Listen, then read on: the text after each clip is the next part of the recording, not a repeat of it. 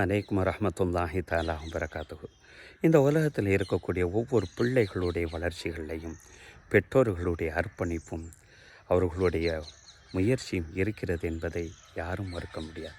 அதே நேரத்தில் பிள்ளைகள் வளர்ந்ததற்கு பின்னால் அந்த பெற்றவங்களை எந்த அளவுக்கு மதிக்கிறார்கள் என்பது தற்காலத்தில் ஒரு கேள்விக்குறியான ஒரு விஷயமாக மாறிவிட்டது.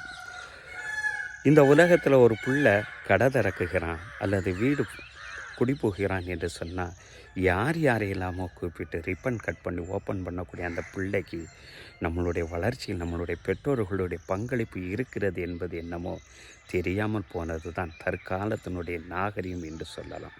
இவைகள் அனைத்தும் எப்படி இருக்க வேண்டும் என்று சூரத்து யூசுஃபில் 99வது 100வது வசனத்தில் இறைவன் இவ்வாறு சொல்வான். தான் அரசராக ஆனதற்கு பின்பாக அவர்களை சந்திப்பதற்காக வேண்டி அவர்களுடைய பெற்றோர்கள் வர்றார். உலமா தகல் அலா யூசுஃப் ஆவா இலகி அபவை. நபீனா யூசுஃப் அலைஹிஸ்ஸலாம் அவர்களை சந்திப்பதற்கான அவர்களுடைய பெற்றோர் வரக்கூடிய நேரத்தில் அவர்களை வரவேற்று கண்ணியப்படுத்தி தன்னோடு அரவணைத்து கொண்டதோடு மட்டுமல்லாமல் தான் எந்த சிம்மாசனத்தில் இருந்து ஆட்சி செய்வோம் அதே சிம்மாசனத்தில் வரஃபா அபவைஹி அலல் அர்ஷி அந்த சிம்மாசனத்தின் மீதே தன்னுடைய பெற்றோர்களை உட்கார வச்சு வஹரு லஹு சுஜ்ஜா மரியாதை நிமித்தமாக சிரம் பணிந்து நின்றார்கள் அல்லவா, அதுதான் ஒரு பிள்ளை தன்னுடைய பெற்றோருக்கு செய்யக்கூடிய கண்ணியம்.